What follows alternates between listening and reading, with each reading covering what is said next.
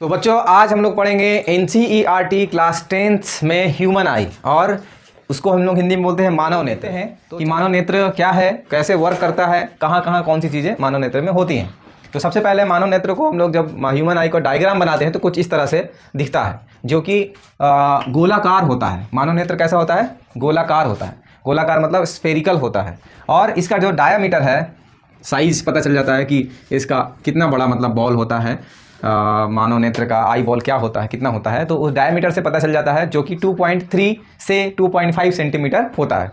देखो बच्चों, इधर 2.3 सेंटीमीटर मतलब ये ज़्यादा मान्य होगा, क्योंकि NCERT में दिया है। कहीं कहीं 2.5 सेंटीमीटर दे देता है, तो इसको भी ध्यान में रखना है। तो चलो हम लोग मानव नेत्र के बारे में एक एक करके समझते हैं। सबसे पहले कि हमने बताया कि इसका जो व्यास होता है 2.3 सेंटीमीटर से 2.5 सेंटीमीटर होता है, जो कि हम बताएं कि 2.3 सेंटीमीटर ज़्यादा हम लोग मान्य लेंगे उसमें, ठीक है। अब इसके बाद लिखा है प्रकाश का अपवर्तन कॉर्निया, यानी maximum part of light cornea से होता है, जो कि परितारिका पेशियां डायफ्राम जो है उसको कंट्रोल करती हैं। प्रकाश का जो इंटर है, यानी जो आँख में जो लाइट जो इंटर करता है, शांति, लाइट जो इंटर करता है प्रकाश, वो कहाँ से करता है? हमारी आंखें जो हैं, हम जो अपनी आंखों को देख रहे होते हैं या दूसरे को आंखों को देखेंगे हम लोग जब, तो उसमें दो तीन चीज़ें दिखाई देती हैं। पहला तो ऊपर से एकदम बिल्कुल कुछ इस तरह से ऐसा दिखाई देता है। तो यहाँ से जो ये थोड़ा सा उभरा हुआ पार्ट है, ये वाला, ये सब, तो ये जो होता है ना, एक ट्रांसपेरेंट मीडियम होता है। यहाँ पास ये उभरा हुआ जो हिस्सा होता है आँखों का, वो ट्रांसपेरेंट मीडियम होता है। इसमें लाइट जो है वो इंटर कर सकता है। अरे आगे वाला जो हिस्सा है ना आँख का, ये आगे वाला हिस्सा है, वो एकदम पतला जो होता है, इतने मतलब हल्का लेयर का एक लेयरिंग बना रहता है, जिसमें प्रकाश इंटर कर सकता है। उस हिस्से को हम लोग बोलते हैं कॉर्निया। क्या बोलते हैं? कॉर्निया बोलते हैं। हिंदी में स्वच्छ मंडल कहा जाता है। मैं इसको चित्र में दिखाने की कोशिश कर रहा हूँ।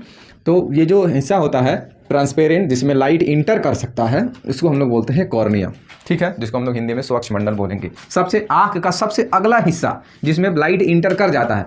और एक चीज़ और बता दूं कि ये जो कॉर्निया है, हमारे आँख जो है, ये आँख, तो आँख का जो ऊपरी वाला ऊपरी भाग है, देखो अंदर में काला है, फिर थोड़ा सा और एक बड़ा सा काला है, और उसके ऊपर जो है थोड़ा सा उभरा रहेगा, इतना ऐसा गोला सा, इतना सा ऐसा।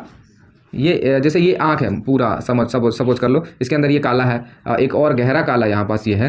तो इस पे जो ऐसा लेयरिंग बना रहता है ऊपर में, एकदम यहाँ से लेके यहाँ तक, वो ट्रांसपेरेंट जेली लाइक मटेरियल होता है, पानी के जैसा। जैसे कैसे बताऊँ, जैसे कि कभी देखे होगे कि कोई आँख ऐसे कोई जेली टाइप से एक लेंस लगा रहा होता है, कभी फिल्म में देखे हो या किसी को देखे हो, तो वो जेली लाइक जो मटेरियल होता है ना, उसी के जैसे एक ऊपर में कवरिंग होता है। उसी कवरिंग लेयर को हम लोग क्या बोलते हैं? कॉर्निया बोलते हैं। कॉर्निया, जिसको हम लोग हिंदी में स्वच्छ मंडल कह सकते हैं।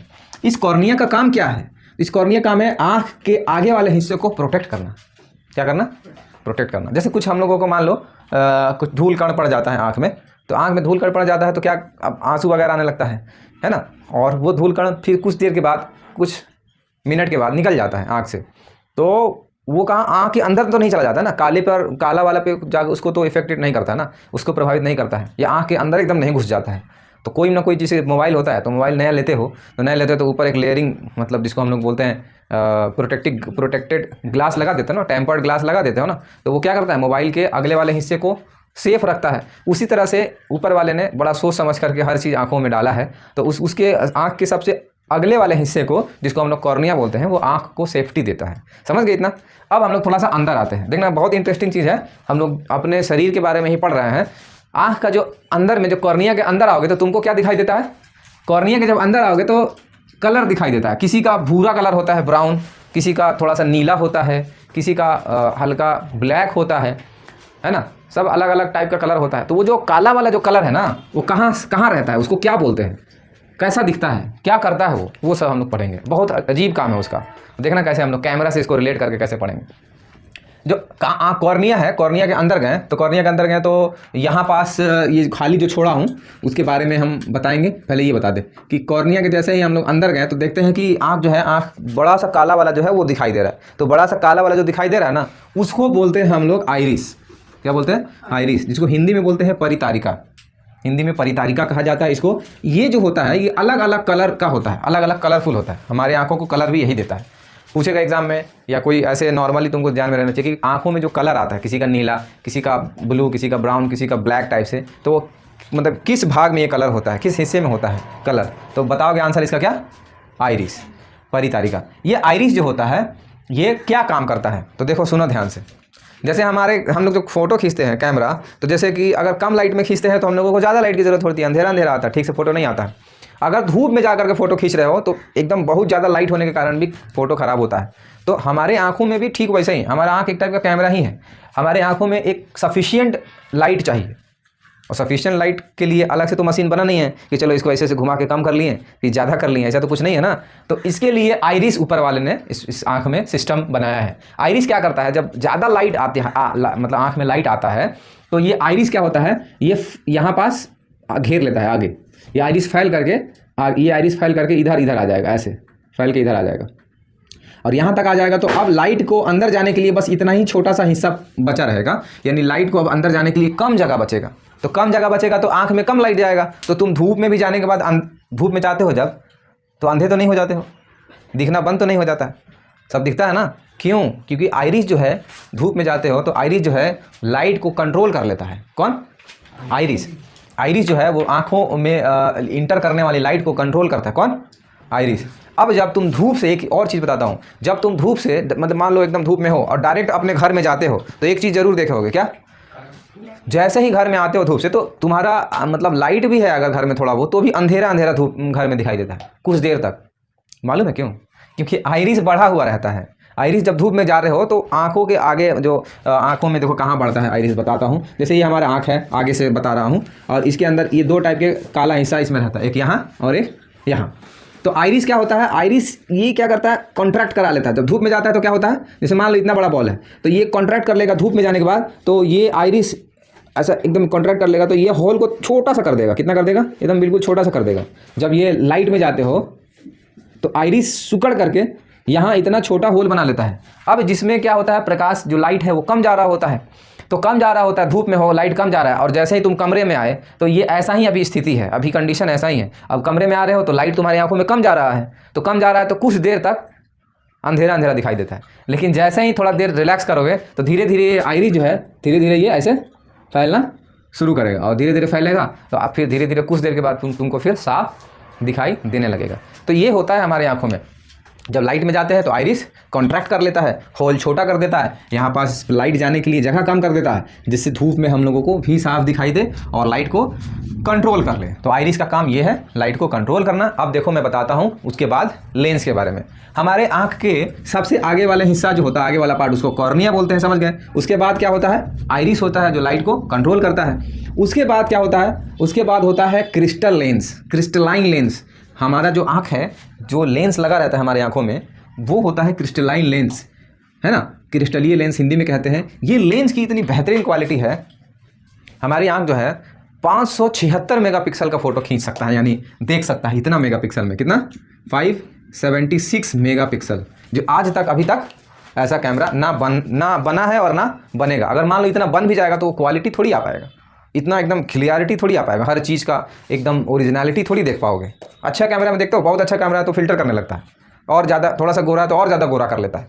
तो हमारी आंखें जो हैं ये इतनी खतरनाक टाइप की लेंस है कि ये 576 मेगापिक्सल का विज़न इसके अंदर होता है, इतनी क्वालिटी होती है। और ध्यान से सुनो, ये लेंस जो है ना, इस लेंस की इतनी बेहतरीन क्वालिटी है कि ये जेली लाइक मटेरियल होता है। कैसा होता है? जेली लाइक मटेरियल होता है। ये लेंस का साइज बढ़ भी जाता है और घट भी जाता है अपने आप। कैसे? देखो कैसे कंट्रोल होता है इसके अंदर। देखो इसी लेंस, ये जो लेंस होता है ना, ये किससे जुड़ा रहता है, तो ये जुड़ा रहता है सिलियरी मसल्स के। किससे? सिलियरी मसल से। सिलियरी मसल्स को हिंदी में पक्षमाभी पेशियाँ कहते हैं।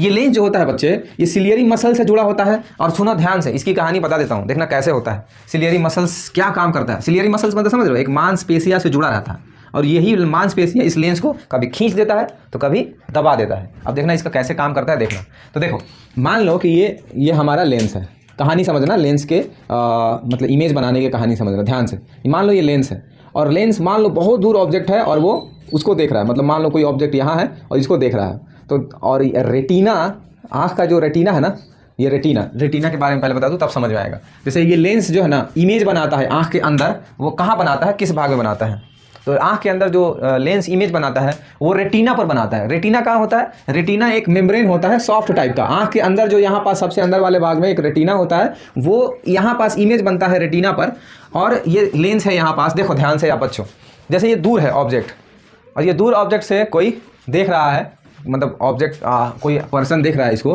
तो ये क्या होता है कि लाइट यहीं कट जाती है, लाइट यहीं कट जाती है, रेटिना पर नहीं जा पाता है, नहीं जा पाता है या नहीं जा पाएगा, जिसके कारण इमेज क्लियर नहीं बनेगा।